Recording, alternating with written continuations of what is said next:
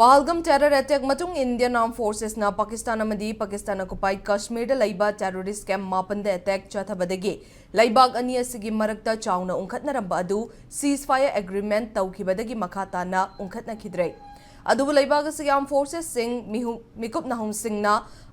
akanba Jackson Thaurang Laukatli Nakalamaromda Indian Armed Forces na Operation Sindurgi Manung Channa terrorist camp singda military strike chathakiba aduda terrorist chamhena had ki haina Indian Army ki Director General of Military Operation Lieutenant General Rajiv Ghai na hairi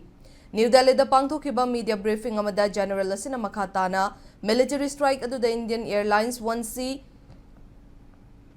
814 hijack tawbada amadi Pulwama blast amaru oina chenaba top terrorist leader Yusuf Ashar Abdul Malik Rauf amadi Mudashir Ahmad laikhidre hairi amaromda India gi nongchup thangba maikaida Pakistan ceasefire thugaiduna chatharakiba thawongi matangda Army Chief General Upendra Dwivedi na